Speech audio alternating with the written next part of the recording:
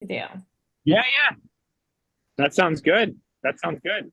Oh, I don't think we've already started yet, team.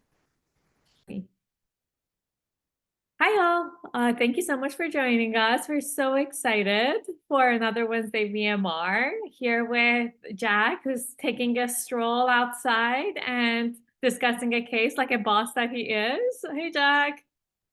Hey, everybody. I wasn't able to find computer space where I had planned to do it today, so I am en route back home. But yeah, we will do the see if a walking case discussion makes me smarter. The jury's still out. We shall see.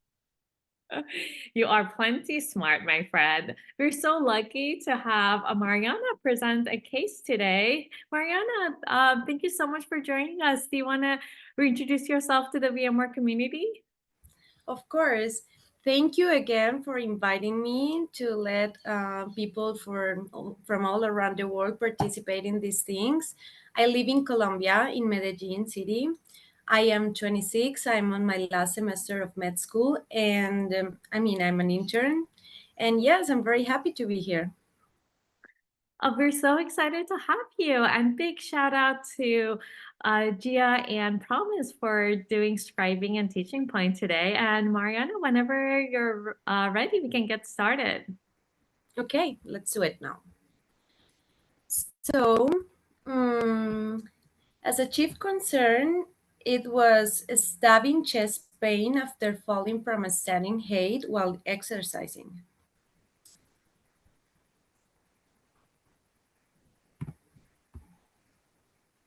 All right, we get to start here. This sounds great.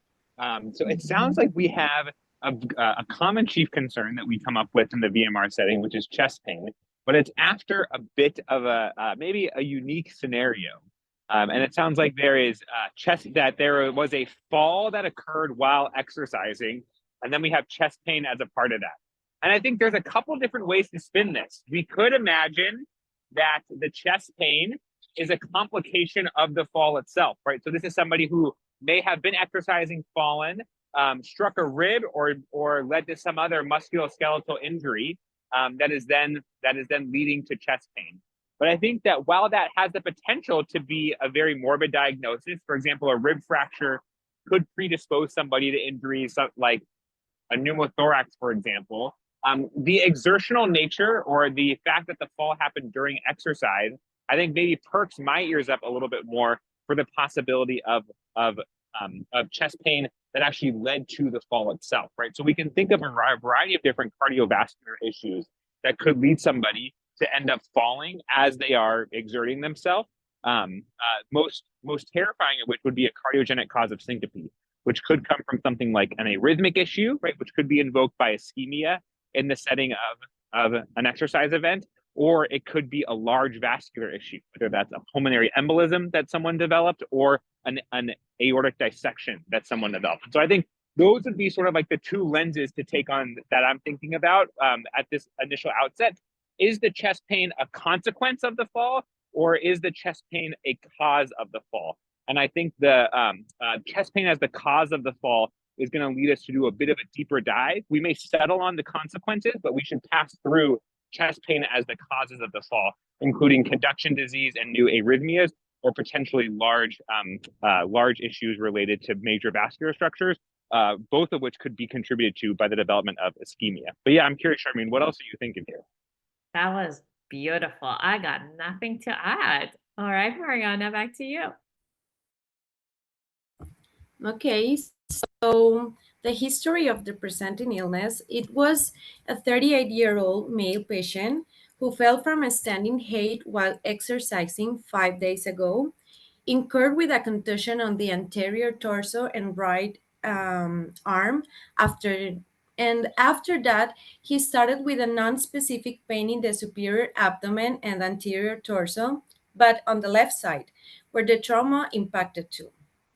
The intensity was mild at first, then progressively worsened, but the patient waited it out. He started having these pain episodes for the past 4 days now. They last about 1 to 3 hours within 5 to 8 hours intervals. That means 3 to 4 episodes of pain during the day.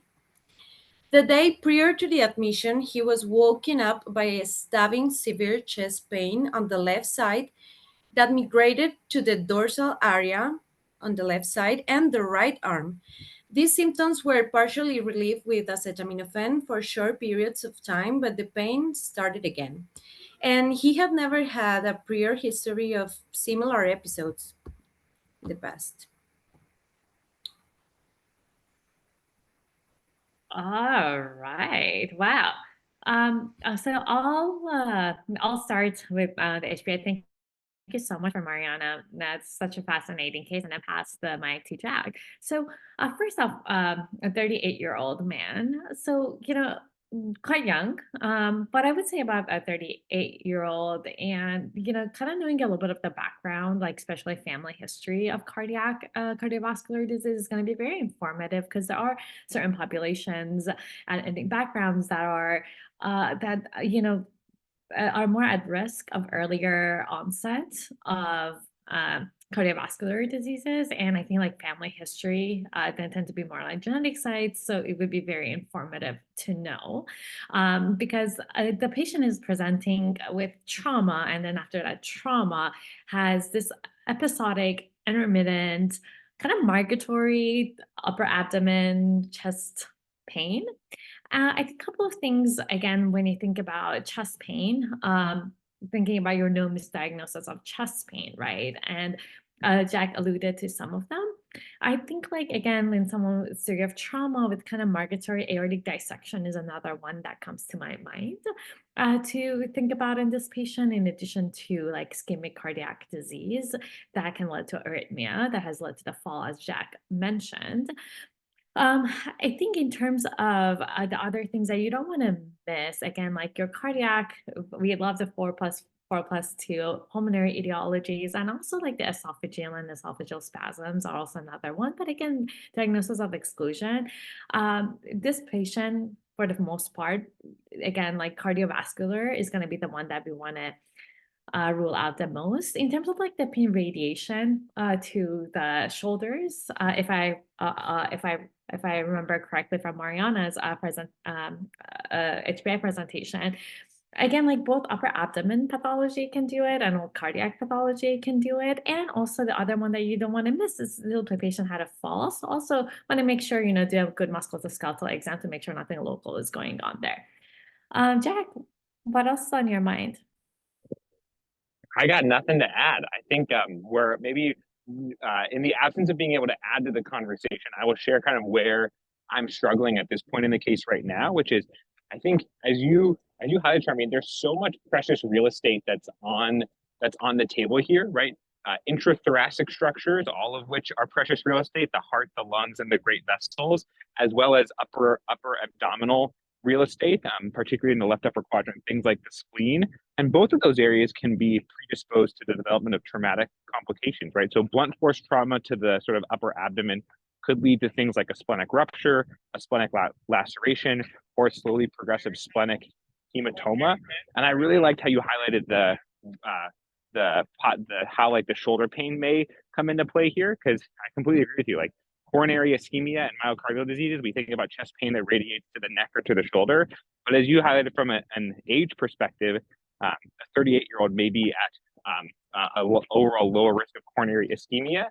And thinking about the upper abdominal pathologies that can send pain to the shoulder by way of the diaphragm, right? So if there is diaphragmatic irritation, that can sometimes give us scapula pain, which some individuals may describe as pain within the shoulder area. So I think I'm like sort of at this place of trying to just really understand where exactly the pathology lies, because it's hard for me to sort of make progress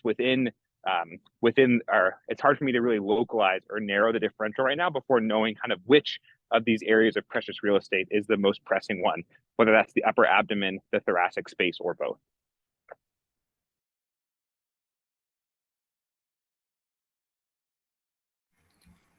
Okay.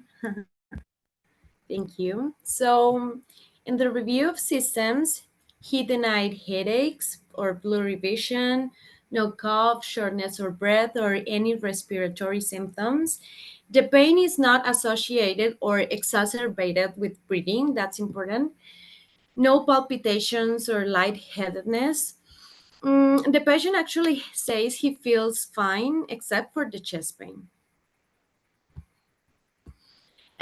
Also, he didn't have any bleeding, no visible deformity, no bruises, no loss of motor strength. I mean, range of motions were preserved in all extremities. It was just the pain.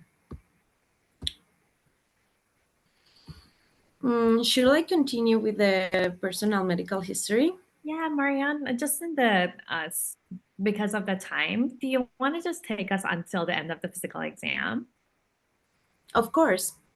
Thank you. So, he didn't have any personal medical history, doesn't take any medication. Surgical history, he had a cholecystectomy 8 years ago because of cholelithiasis. No family medical history. He was the only child in his family. He was born and raised here in Colombia. He has been incarcerated for the past 5 years, also here in Colombia. He denies any use of alcohol, tobacco, or any other drugs. And it's allergic to tramadol. It causes rash reaction. The vitals on the admission were the temperature, 36.1 degrees Celsius or 96.98 degrees Fahrenheit. The blood pressure was 128 and 76, heart rate 64, respiratory rate 16, saturation of oxygen was 95% on room air, and the body mass index is 14.5. On his physical examination, he had a general pallor, no acute distress or pain. He was actually very anxious about the pain. He didn't have pain at the moment of the admission, but he assured it would come again and seemed very anxious about it. And you could tell the pain was severe for this patient. On head, eyes, ears, neck, and throat, he only had mild conjunctival pallor, no palpable lymphadenopathy. He had symmetric movement of both hemithorax, no pain on palpation of rib cage. He had a regular heart rate, regular rhythm without murmurs, and lungs were clear. He didn't have any abdominal distension or pain, no bruises. The genitourinary exam was unremarkable. He didn't have hematuria. We didn't have any neurological abnormalities. Distal pulses were palpable with two crosses and preserved range of motions in all extremities. That's all the physical exam. All right. Well, I think what the exam helps us to do here, I think at least for me, is when we see the fact that there's really no ability to elicit tenderness to palpation. I think what that does for me is it decreases the probability of some sort of musculoskeletal consequence of the fall itself. Right? There's a non-pleuritic, non-positional, non-reproducible sort of chest/abdominal pain on palpation. And that takes off some of the things that we might think of as a complication of trauma, whether that's a rib fracture, a bone bruise, or something else. And so I think where at least the exam is taking me here is to say the probability of involvement of some sort of visceral structure that is protected by the rib cage, which is sort of like the shield for the thoracic cavity and the upper abdomen. The likelihood of one of those structures being the source of pathology here goes up dramatically because we're not able to elicit any sort of palpation or find the source of this pain just via the more superficial physical exam. And so I think that tells us that we're going to need to rely much more heavily on some of the other ways that we get clues about some of those other visceral organs, right? Whether that's an EKG, cross-sectional imaging studies, or some other tests along the way. But yeah, I'm curious, Sharmise, what are you thinking here? I totally agree with you. And the other thing on the review of a system that Mariana mentioned that, no real pain with like deep breathing made me like think about like rib fracture along with the exam a little less likely.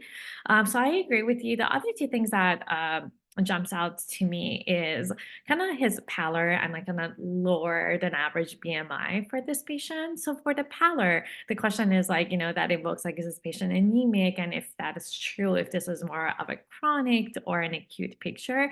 But the state of stable vital sign, it doesn't seem like this patient was like actively bleeding. But if there's any, so it kind of pushes me a little bit to think about like why chronic issues, it has yet to be uncovered since the patient hasn't really, seems like, been mostly in care. And history of cholecystectomy at a young age is also interesting if he doesn't have any metabolic risk factors.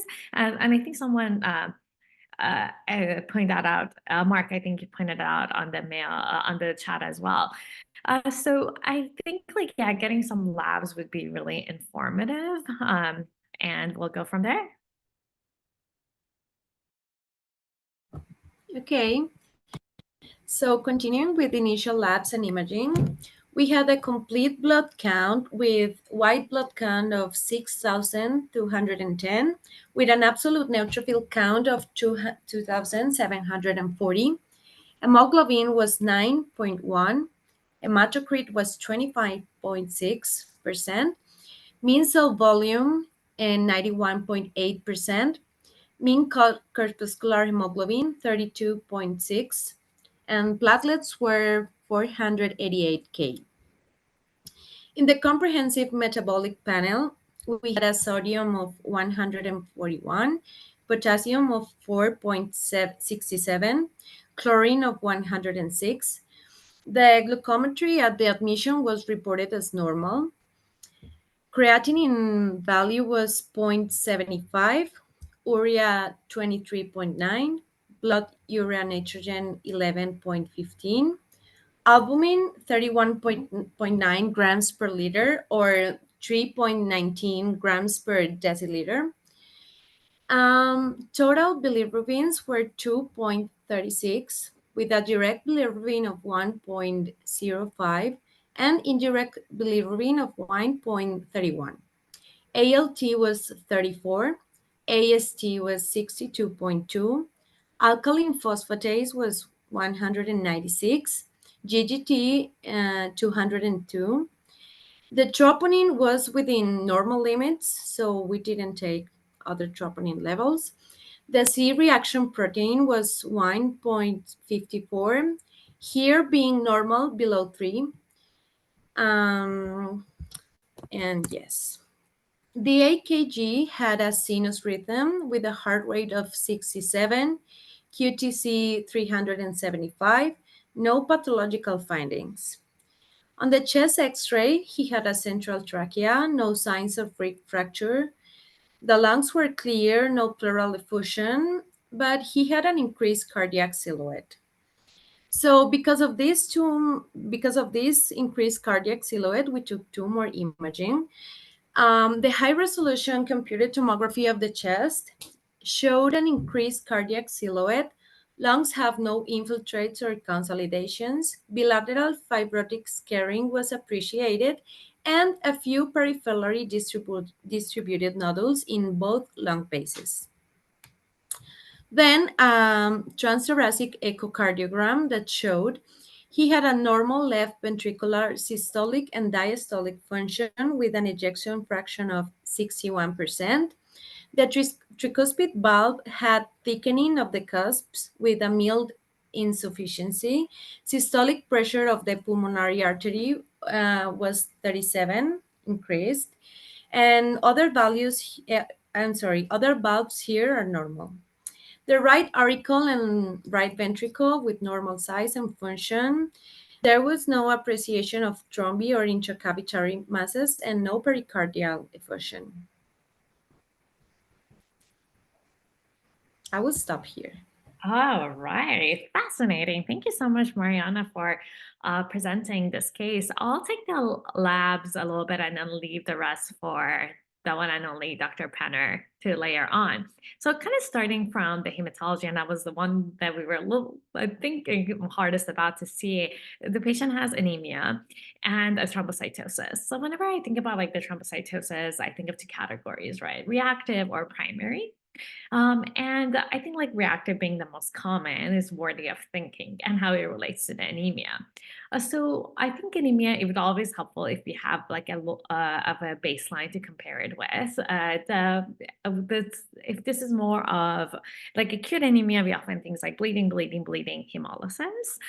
Given the stability, I wonder if there's a more chronic component to this patient. And with the thrombocytosis, oftentimes like iron deficiency anemia is the one that is the most common. So definitely someone that I would send out iron panels. And thinking about, and I love the thoughts on the chat is coming in about how we can like relate like acute pain crises with like the history of cholecystectomy, sickle cells has been mentioned, which I think it's a great thought. Chronic hemolysis is another one that that can lead to stone formation.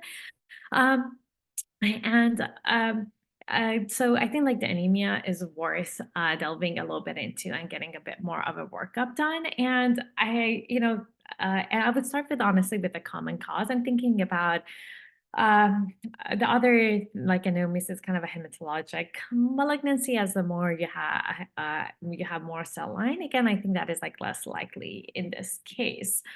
I think in terms of like ALK phos being a bit elevated, I think about like thinking about more infiltrative causes. And whenever you were mentioning like the heart, the cardiac silhouette, I was like, oh, is this thinking about two things, as you all did. Like you want to put an echo in to make sure there's no pericardial effusion, number one. Number two, and then also thinking about like, is there any infiltrative etiologies that kind of explains both the liver and possible cardiac etiologies that we're dealing with? Again, like this is, I think the more we learn about this patient, the more raises the possibility that this is more of a like a subacute to chronic process that we have unmasked by this fall or what is happening that is like coming at play. Jack, how are you thinking about him?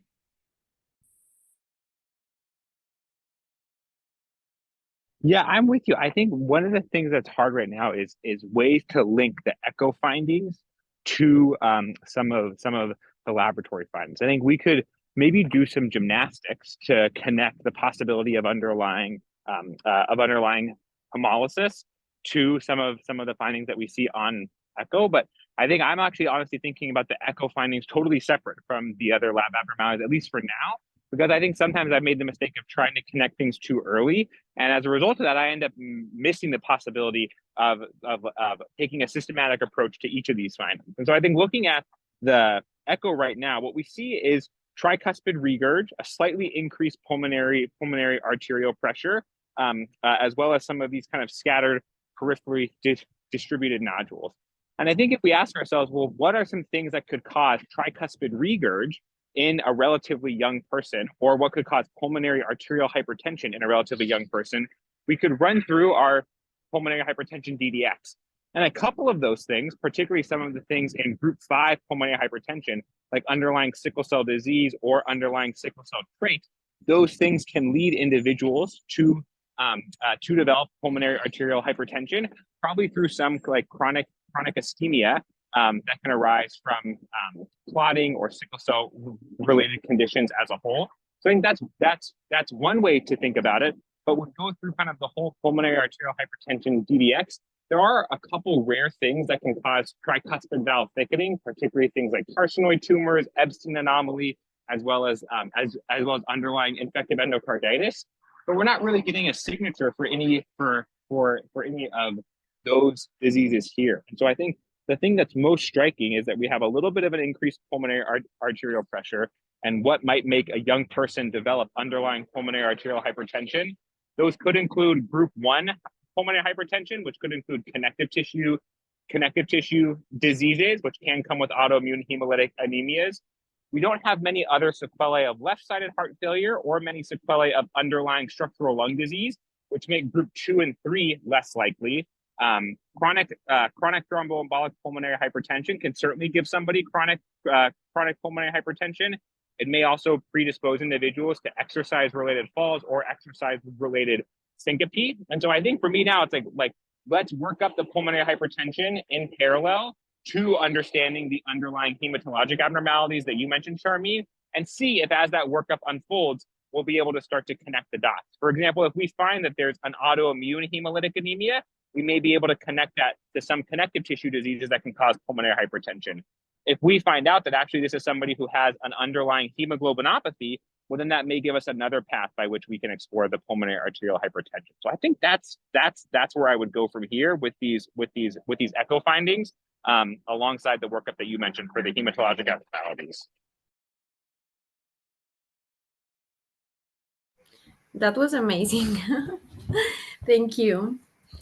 Okay, so for the labs, we had a prothrombin time of 90.6.5, sorry, partial thromboplastin time 28, with an INR of 0.92.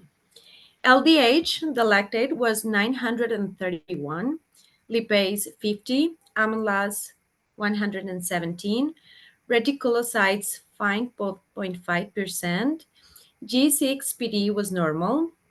And as a protocol in this institution where we attend most incarcerated people. So we have to take this infectious panel to everyone. And that includes HIV antibodies were negative. VDRL was negative also. The antigen of hepatitis B was negative and hepatitis C also negative. Then another diagnostic test was performed.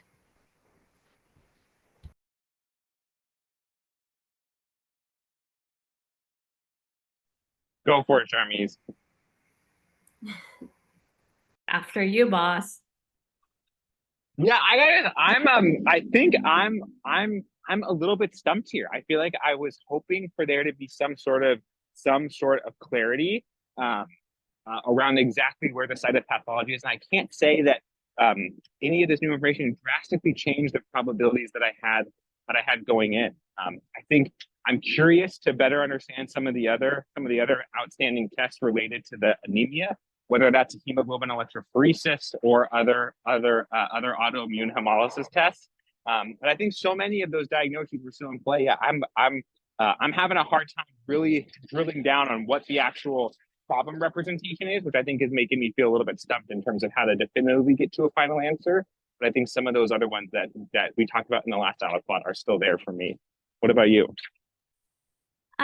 Yeah, I agree with you. I think I'm framing this patient as like, young person with like a chronic syndrome that now is presenting with like intermittent chest pain, and in terms of like the other signals, like, with the thrombocytosis, anemia, again, like all of these things, I was like, oh, is this infection? I have a lower concern for kind of like your acute bacterial infection. So I think like the virals is fine. Incarcerated person, like again, TB is another one that would want to rule out.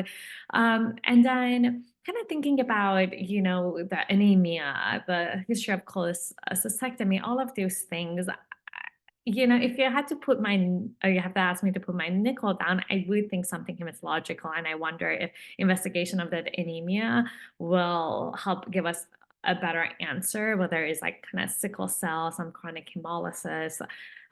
Like thalassemia, I think, but probably less likely at this age to alone be the issues. And the fact that I think the MCB was noted to be normocytic, I would think about whether there is a combination of nutritional deficiency plus microcytic and macrocytic process. Oftentimes you'll have the reticulocytosis that can point a macrocytic picture. So I would the hemoglobinopathy, I think, would be really helpful in addition to the iron studies. And I think in general with the elevated pulmonary artery pressure, again, I think right side cath would be really great to better characterize that. But I agree with you about the group 5. And I wonder, again, that answer lies into further work about that anemia would be kind of how I'm thinking about it. But Mariana, anything else to add, Jack, before we turn it over to Mariana? No, I'm excited to hear what the final diagnosis is.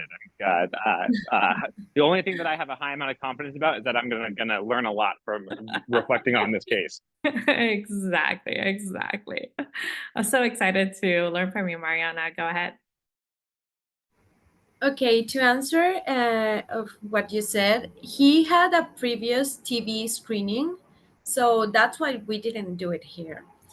And we were actually very concerned about this anemia. I repeat, the reticulocytes were 5.5%. So we, in fact, did the hemoglobin electrophoresis. So I'll tell you the results.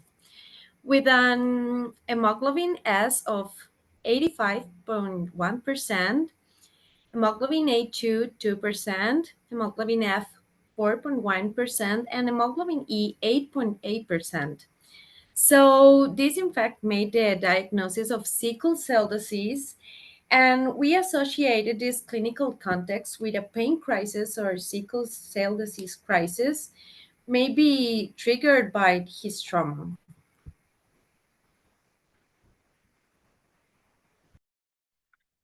Wow, what an amazing case, Mariana. I think one of the things that's coming up here now is this final diagnosis gives us a whole different look at understanding the prior cholecystectomy. Because I think in the absence of really strong features of metabolic syndrome, one of the things that individuals with sickle cell disease or any condition of chronic hemolysis can develop is not fat-rich gallstones, as we oftentimes see, but actually pigmented gallstones from the chronic hyperbilirubinemia. So it may be one of those times where, out of curiosity's sake, we dig back into the operative report from the cholecystectomy and see if anybody commented on whether or not they were pigmented gallstones or not. Because if they were, that could have been a clue that I overlooked earlier on in the case of exploring, oh, is this the common gallstones that we see or the less common form of pigmented gallstones? So this is a super, super fascinating case and just expertly presented. Thank you so much for bringing this to us today. This was absolutely awesome. Yeah, absolutely. What a joy to be able to discuss this case and learn from you, Mariana. It was so wonderful. And to shout out to everyone in the chat who were doing a magnificent job discussing this case, probably way better than Jack and I. So we always appreciate going back and reading your thoughts as well. And yeah, and I think it's like fascinating, right? Like this was a trigger to uncover something that has been going on for a while. And I'm so glad you guys were able to give this patient a diagnosis and help manage him going forward. Thank you, Mariana. Anything else from you before we hand over the mic to Promise? Thank you. First, I want to thank Tansu and Jimena. They helped me preparing the case. They are lovely people. I thank them again and again and again.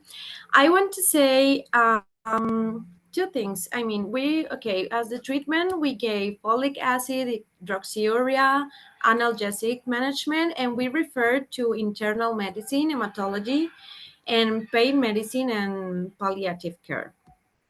And I also brought like three major teaching points I would like to share. Should I do Please? it now? Yeah, absolutely. Okay. So, I mean, hemoglobinopathies are very frequent in Africa, Asia, and Mediterranean, but they have been becoming more common, especially in Latin America and the Caribbean region, because of the migration of this population.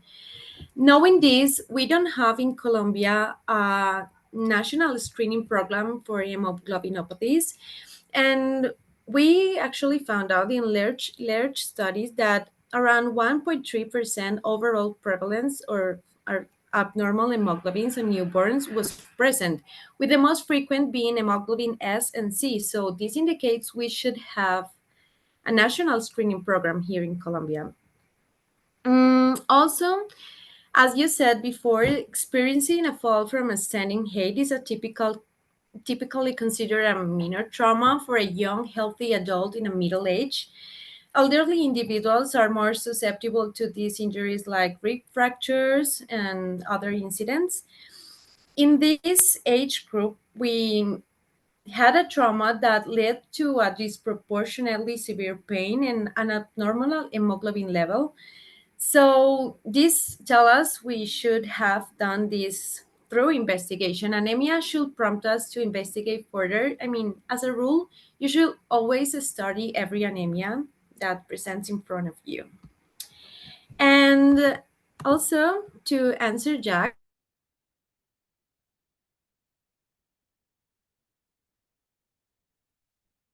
Oh no, I lost Mariana. Oh, I was so enjoying all of her teaching points. I think unfortunately she got caught up. All right. Oh, bummer. Hopefully, well, she can come back and teach us her last teaching point because that was. Sorry. Oh, you're back. So Yes, the I'm last back. thing we heard is like to answer Jack. Yes, to answer Jack, mm, here in Colombia, it's very common the gallbladder stones, not only in female patients. We know that there are other risk factors as type 2 diabetes, dyslipidemia, and other things, but here high calorie diets are the key point. And I was talking about it with Tancio and Jimena, and we looked for a study. Here in Colombia, around 90% of people have gallbladder stones made of cholesterol. But this patient had a body mass index of 14.5. This is not a typical patient for having a symptomatic gallstone disease. So, in this context, even if we're here in Colombia with our diet, this is an atypical presentation of these gallbladder stones, and we should have done some more through evaluation back then when we had this to look for any other potential or underlying causes like sickle cell disease. And that's it.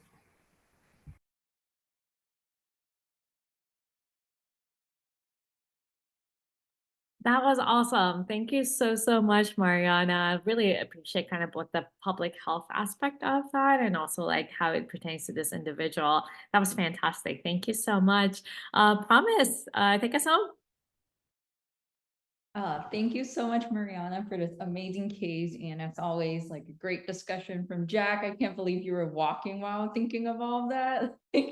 How does your brain process all that information while you're walking? And then Sharmin, always super insightful discussion. So this is a very common chief complaint that we started with chest pain. And Jack talked about considering whether or not it is a consequence of fall or if it's a cause of the fall. And some of the things we've also considered using the CP Selfish chest pain framework. We talked about different differential diagnosis, and then also the important diagnosis to rule out, including like aortic dissection, ACS, PE, pneumothorax, esophageal impaction and rupture. And then when we learned about the age of this patient, we started to frame this problem a little bit more differently. And Sherman talked about how important it is to consider if there's a family history of early CAD, but also at that same time, we were thinking more about potentially upper abdomen causes that lead to a refer shoulder chest pain in this patient. And then given this patient has a history of incarceration, it's important to rule out any infectious etiologies. And then with the cholecystectomy, actually, we were also, some people caught that and thought that it was a little interesting that someone would have a cholecystectomy this early on. And then we learned about this patient having pallor, low BMI, found to have normocytic anemia and thrombocytosis. So we discussed the different causes of this anemia with thrombocytosis. Mainly could be reactive due to iron deficiency anemia or hemolysis or hemoglobinopathies. And then the echo showed us an increased pulmonary arterial pressure, which there are really the main groups of pulmonary hypertension that we should consider.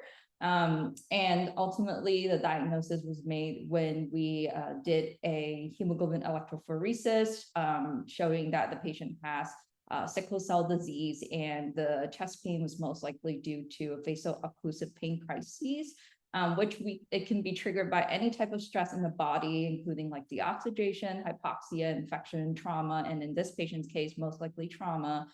Something also really important to consider in sickle cell patients is that they have a higher risk of thromboembolism, acute chest syndrome, and also cholecystitis, which is why this patient had probably had a cholecystectomy because of that. And then with the treatment, Mariana taught us about giving analgesic, any kind of like supplemental oxygen needed, and then folic acid and hydroxyurea. And she also gave us some really helpful insights in terms of the prevalence of hemoglobinopathies in Latin America and in Colombia, and then also reflecting on how they could have diagnosed this patient earlier. Thank you so much for everyone's participation and for this wonderful VMR. Amazing promise. Thank you so much. Those were absolutely phenomenal teaching points. Thank you again, Mariana, for presenting this case and bringing it to us. Please come back and present more cases. We want to see you more. We want to hear your voice more. And I hope everyone has a wonderful rest of the day. Thanks again, y'all. See you next time. Take care. Thank you very much for the invitation and all the feedback, and I promise I will be here again. Thank you. Bye.